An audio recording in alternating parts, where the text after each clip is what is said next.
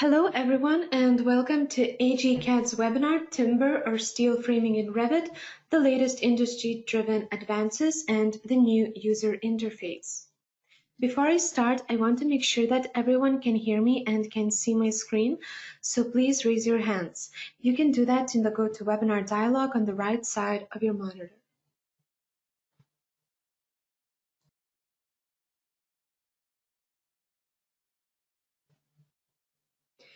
Thank you for raising your hands, as I understand you can hear me and can see my screen.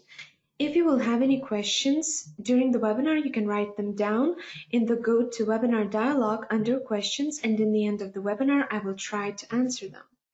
And now I can introduce myself. My name is Eve, and I'm an architect and a BIM consultant at Agacad. Our mission is building BIM together, which means that we align our clients' needs and develop solutions for continuous BIM acceleration. Our promise to clients is reducing BIM stress. We help to eliminate tasks that do not create value. So, in this webinar, you'll see the new user interface of our framing software for wood and metal walls, floors, and roofs, and all of the most significant new features in action, like framing reports and suggestions, where the tool automatically generates a report letting you know how many walls, floors, or roofs were checked, issues that were found, and suggestions how to solve them. Then validate walls checks whether the walls in the current project fit the predefined settings. Then make custom framing members that are composed of multiple elements. Also joint opening options. You'll be able to use king studs and header by full opening width. Split parts using special rules, as well as modify parts, creating variable joists for roofs. Then number elements using your own configurations created with the sort mark tool, and manage connections. Browse through distributed structural connection families, choose parameters for review, modify them, and so on.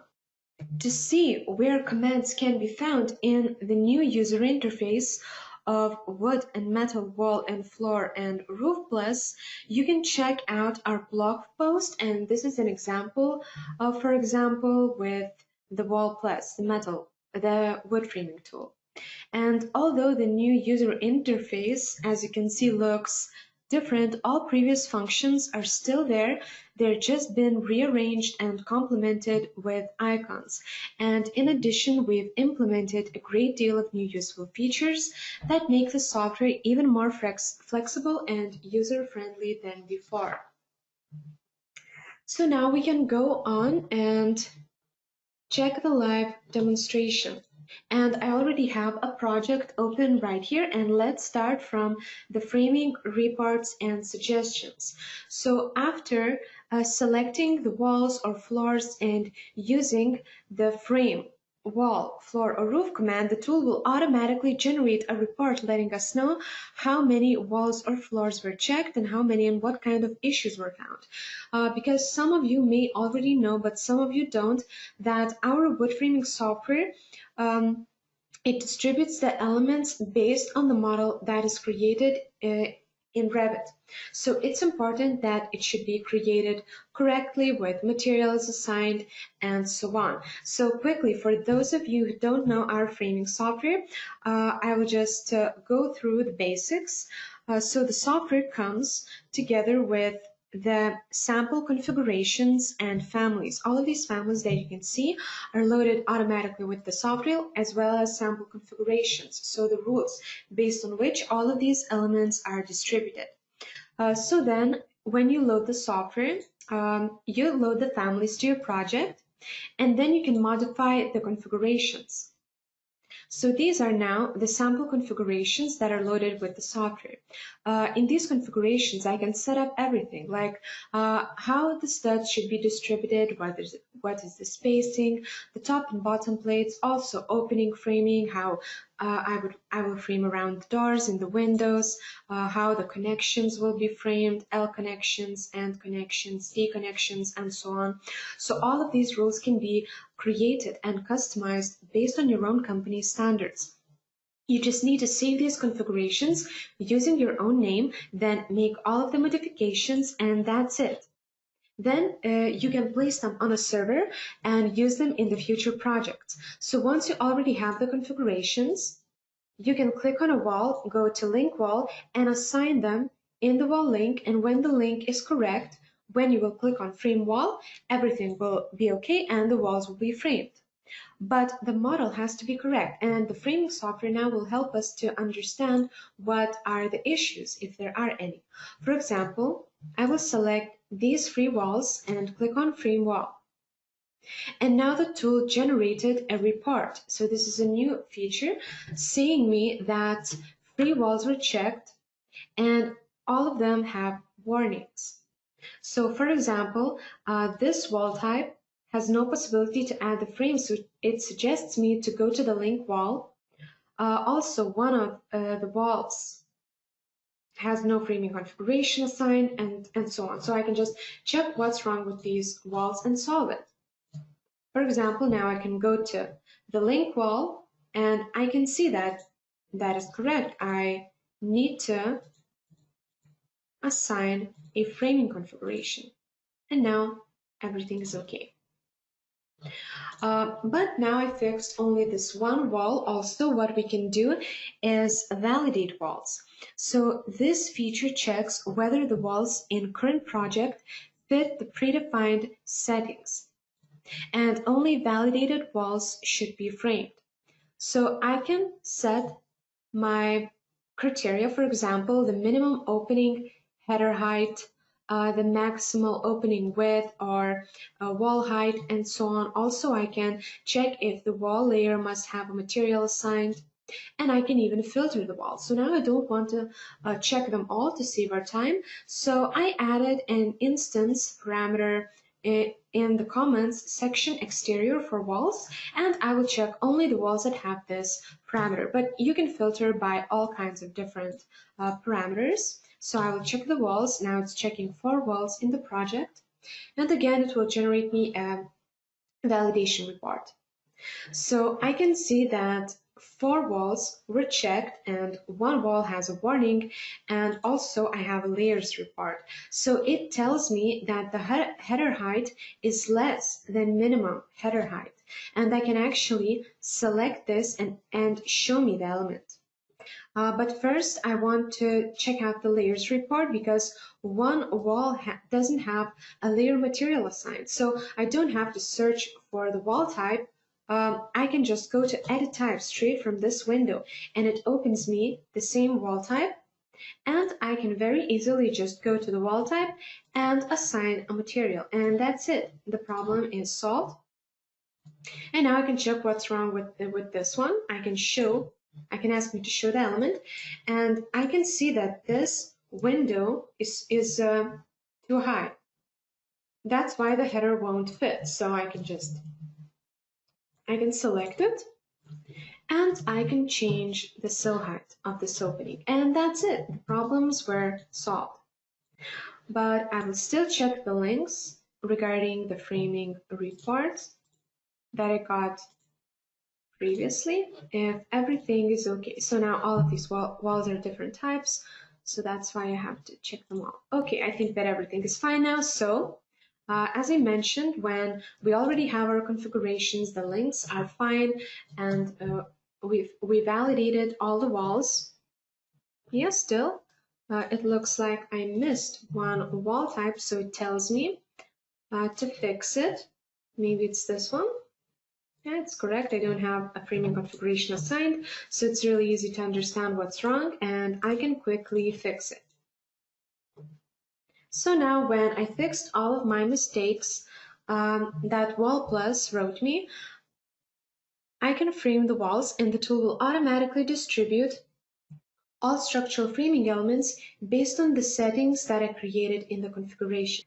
And that's it. You can see that the tool framed all of these walls. So you can see here that I have a T connection framed, the headers above openings, top plate supports, everything is distributed based on settings that were created in the framing configuration.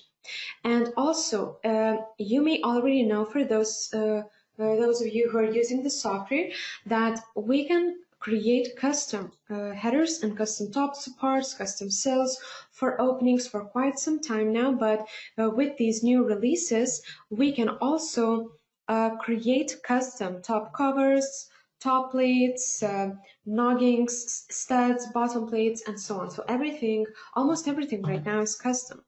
So let's take a look at that. I will go to another view, and I will frame this wall. So of course you can create them in the configuration, but I will show you how we can do that also through the modify frame tab, because you don't necessarily have to change the configuration if you want to make a change only in one wall. But right now I will show you a couple of tabs where this functionality was added. So first of all, it was added in the vertical studs tab, and you can see that I can create a vertical stud that is more complex than just one stud distributed in a certain spacing.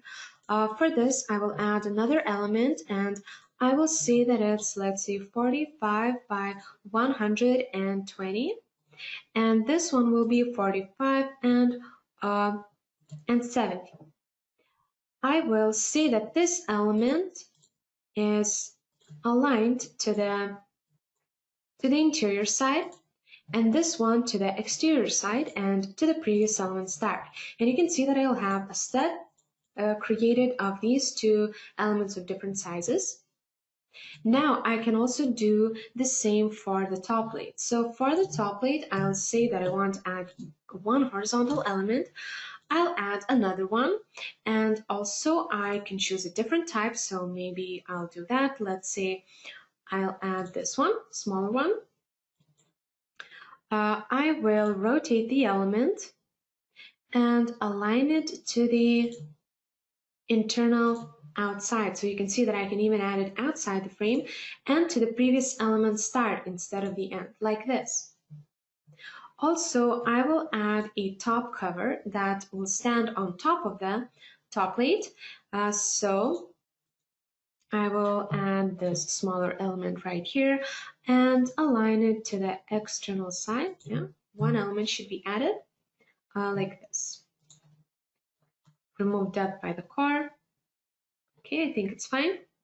And now we have also the bottom plate. So for the bottom plate, I will keep actually these two elements, but I will say that only one of them should be cut by the door.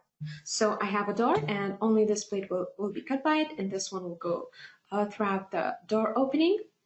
And also I will add a bottom pad. So here I will add 44 by 44, let's say, to the internal side of the frame, one element, and I will add another element also, but this one will be larger, let's say 45 by 90, and I will add it to the external side, previous element start, and I will also say that it's built on site. And because of that, this element will not be included into the assembly. It will be calculated, of course, in the schedules of the whole building's elements, but it will not be calculated in the assembly. It will not be included in it because this element is built on site. So let's try that, and also let's check the blocking and nogging, because from now on we can also create custom elements for blockings. So let's say that I will add two of these, and I will rotate them and align them to the exterior, to the external wall side. And also you can see that we can define a cut type. So in this situation, I want the bridging to be cut by the studs, and that the bridging should be added as short elements between the studs. Also, I will add one row, and this is the offset from the bottom. Okay, so these are all of the new tabs, I think, and regarding the connections and so on, we could create custom ones for quite some time now. And again, regarding the bridging, we can actually add a lot of these tabs. So I'm using only one now, but we can we can create a lot of different situations. We can add another type by a different offset and so on. So the possibilities are very wide. Okay, and now when I created all of these custom elements, I just clicked on OK, and the software is modifying the frame. But remember, we have not changed the actual configuration because I modified the panel using modify frame. So I still have the standard configuration that I had previously. And that's it. You can see that everything was made based on my changes. So in the top plate is here. This is added on the external side. This is the top support, which is on top of the top plate and the wall. Also, I have the bridging element and the bottom pad. So you can see that this element is built in place, so it will not be included into the assembly, whereas this one will be. And my studs, as you can see, they are double. Okay, so now, as I mentioned, I don't have this configuration, but let's say I want to save it. So also we can do that. I can go to Save Configuration Settings without the opening settings, select any element, and name my configuration. Let's say Frame Custom. Okay, and now that's it. I have it, and I can use it for other walls. Let's say I will change the length of this wall and see that I want to use the configuration that I just saved. Okay, frame wall, and that's it. My configuration was saved, and now I'm using it for another wall. Yeah, and you can see that they are framed. And I used the custom configuration that I just created. And also for those of you who are seeing the software for the first time, I want to quickly show you that we can not only create the model with our framing tools, we can also frame all of the additional layers that are assigned in the wall link. So for example, now it found 8 layers, and it will add the secondary frame, the nailers. Also, it will add the sheeting layer that I have in the interior side after I will split the parts. And later, we can number the elements and create shop drawings. So now you can see that the horizontal elements are added, also the siding finish parts, and it will do the same for another wall. Okay, so you can see that the walls were framed, and they have all of the layers like secondary frame, it's aligned with the main frame, the bridgings, the nailers, sidings, and so on. And now I can just very quickly, first of all, number the walls, and the software will automatically number all walls. It will write in mark parameter values. Then we can also split parts for these walls, and the tool will create sheeting also based on the sample configuration, but of course you can modify and create your own. So I will quickly show you that the sheeting is split. Okay, show original. Okay, and then I will number the parts also by predefined settings, and finally number the elements. That's it. All of the elements were numbered. So if I select an element now, I will quickly show you that all of these parameters are filled in, and it can see the host mark, it can see the framing member sort mark, that it's a bridging plate number 4, and so on. And that's it. Now I created a drawing configuration where I set up what kind of views do I want to see, whether it's like 3D view, front view, plan view, or section view. All elements in those views will be automatically dimensioned and tagged, and then also calculated in the schedules in the bills of materials.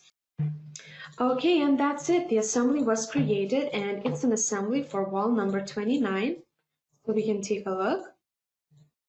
And everything was done by the software automatically. So I have the 3D view, you can see the assembly, front view, the detail section view. All elements are automatically dimensioned, and you can also see that the bottom pad type that was built on site is not included into this assembly.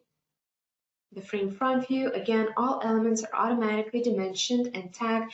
that, and you can change all of these numbering rules and dimensioning rules, of course, based on your own standards.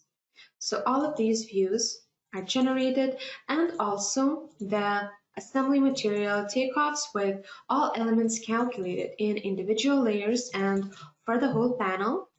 And finally, I can create a composition on the sheet, and I have to do this only one time, because after I create this composition, I can set this as a template, and all of the future sheets for other walls will be created automatically. But probably I will show you that later if you would like me during the time when I will answer the questions.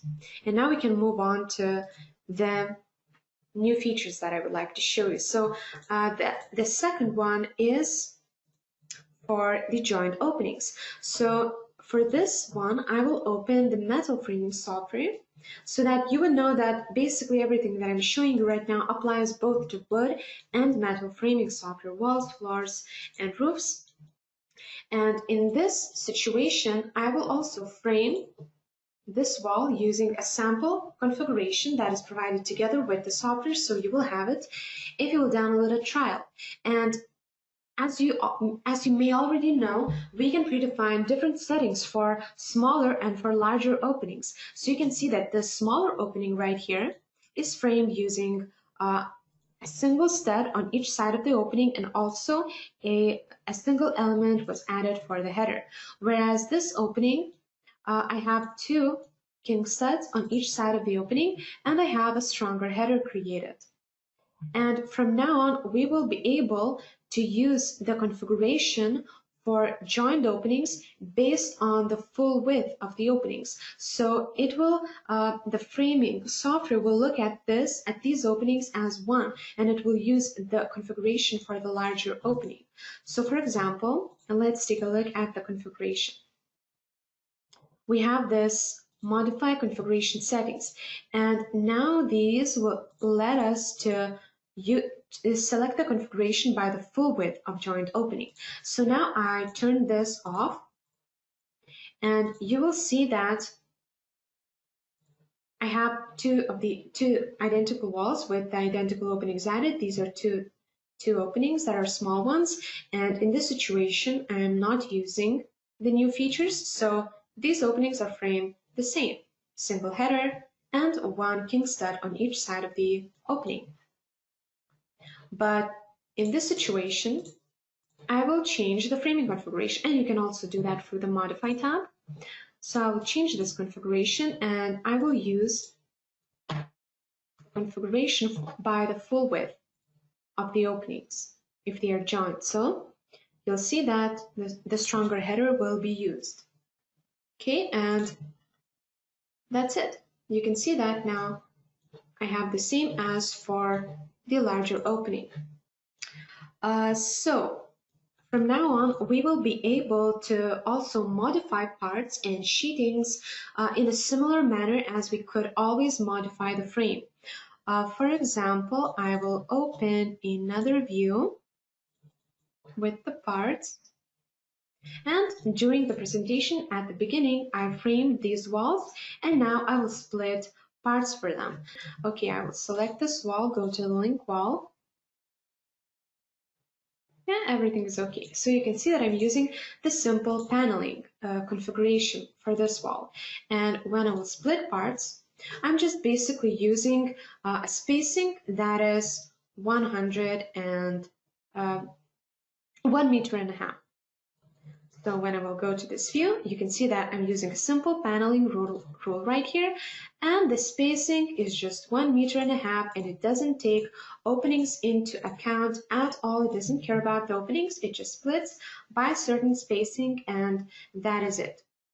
But now also we can modify the sheathing. So when I will click on modify sheathing, I can not only change the configuration like previously, but I can modify it in this similar manner as the frame. So you can see the width comes from here. This is the paneling layout. It goes from start.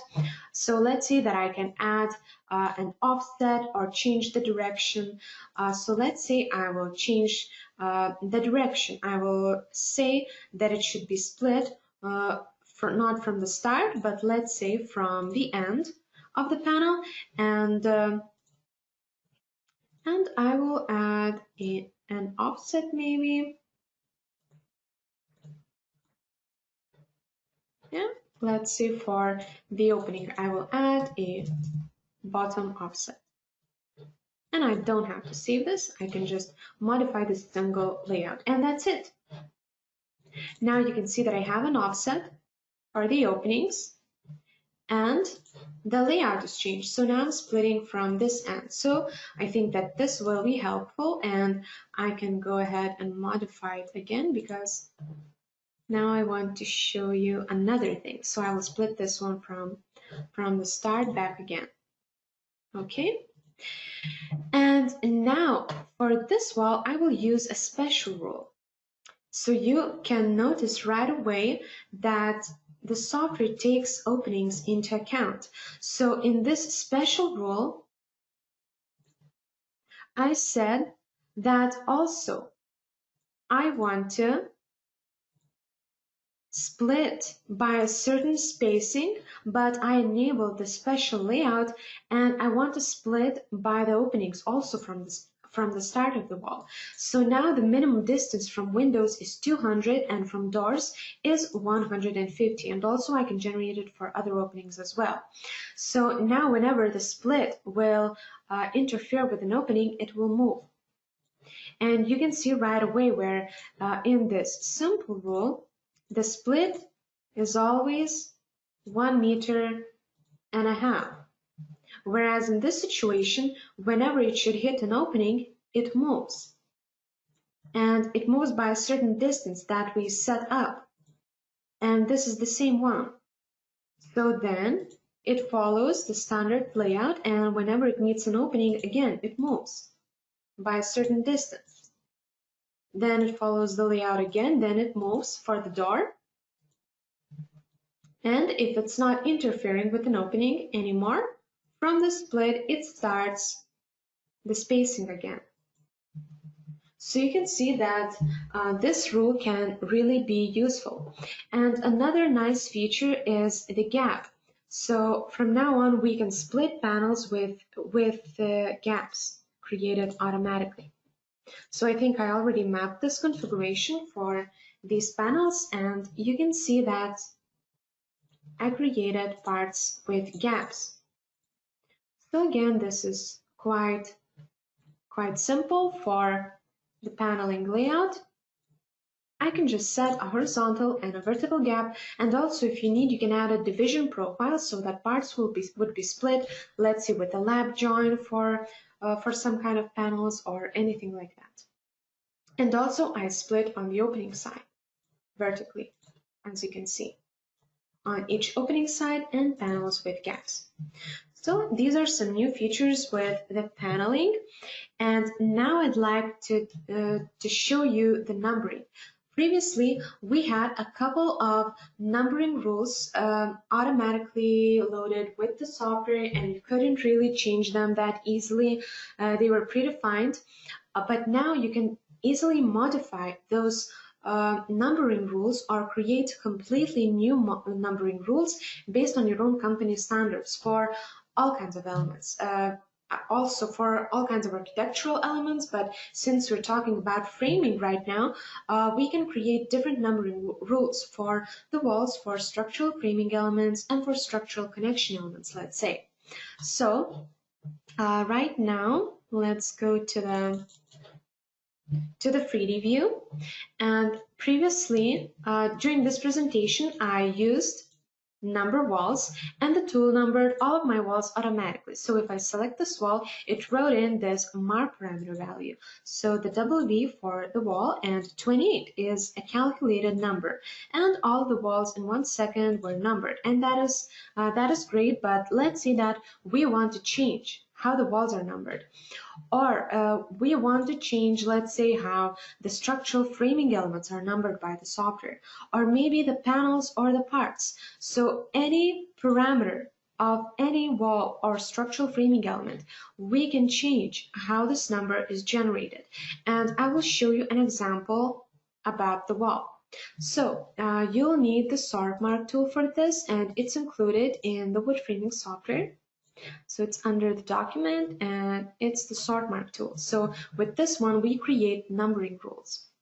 And then we can map those rules in the framing configuration. So with the sort mark, we create them for the first time before we use them.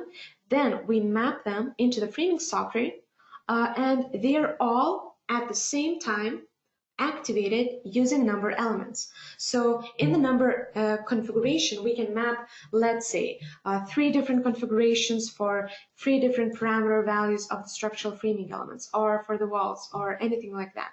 And then when we create them, we map them all, 10 or whatever configurations in the configuration tab, and everything is numbered in one go. So now let's say that I will renumber walls. And first of all, we can take a look at the numbering configuration that we have in the software. So this comes by default, and you can use these configurations. They're loaded together with our software. So in the numbering setup, we select the configurations that will be used for structural framing elements, for structural connection elements, also for the parts, so for sheathing and paneling, and for the walls. Okay, so I messed it up a little bit. Yeah, so this is what you would see. These are the standard configurations. But let's say that we want to change them and we don't want to create them from scratch. Maybe we want to modify the ones that we already have a little bit. So how to do that? First of all, we can choose the sort mark tool configurations. So this path now is used by the sort mark. So if you want to create them from scratch, you can do that in the sort mark and then use the sort marks location. Or if you want to modify these configurations with the sort mark tool, you can take this path and you can paste it into the sort mark. So you'll find all of these configurations. For example, this one and all of these. So let's do that. I'll go to the sort mark configurations and I will say that I want to use these, the ones that framing uses. And now I will go to element numbering, and as you mentioned, I want to create new numbering rules for the walls. I'll select the walls and the mark parameter value, so you can see that I can fill in all kinds of different parameters. And there they are, the sample configurations that are loaded with the framing software. So let's say that I will take this one, I will save it using my own name. So let's write, let's say Agacad wall mark by, I will number them by function, then level and ID number. Okay, and actually I want to change it a little bit because I will create 2 different ones. So this will be exterior walls. So in the filtering, I'll say that I want to filter the walls by their type function equals exterior. I will number them by their ID, sort them by their level, and in the sort mark, so in the parameter value, what will I write in? Now you can see that it wrote W and the number, just like I showed you previously. But this time I want the function. So before the level number, I will move it up. I will add a prefix for exterior.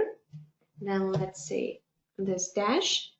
Then after that, I will add a suffix and the calculated sort mark number. Okay, I think that's fine, and I will save it. And now I will create another one. Very easily, duplicate it and create another configuration for interior walls. So this time I will only change the filtering to interior. And in the sort mark here for the prefix, I will also write in interior, and that's it. I already have 2 configurations, and now I can map both of them at the same time in the numbering elements tab. So I just created them here. I will turn this off, and if I don't need if I won't create any configurations anymore, I can just move the sort mark back. And now when I will go to the numbering configuration, you can see in the wall numbering setup, I have these configurations that I've just created. So I can use them both at the same time. I can mark them here, save it, okay. And now you remember that I numbered the walls using the predefined settings. So it's W and a certain number for all of my exterior walls. But now when I will run number walls, the tool will write in those modified values. So this is an exterior wall. The level is number 1 and the number is 11. This wall is in also exterior wall in second level 18. Then let's take a look at an interior wall. So this wall is an interior wall in the second level 26. This one is in the first level 14, also interior. This one again is exterior wall in the third level, and so on. So you can create all of these configurations and map multiple ones in just one window and frame and number all of your walls, structural framing elements, and structural connections. Also, another great feature is the ability to create variable joists. So I have this small project opened right here where I already created a roof with a variable layer. So you can see that the shape was modified of this roof, and in the structure layer, I said that it's the variable. And also we can take a look at the section view. Yeah, I hit the element here, yeah, that I have a variable layer. And I specified a sample family that is loaded together with the software in the configuration of this panel. So now you'll see that when I will frame it, it will add those variable joists automatically, like this. You can see that I have variable joists added. This is the sample family, sloped joist. It's loaded, as I mentioned, automatically. And if I will add any layer on top, it will lie on the slope joist based on the slope. And we can take a look at the section again.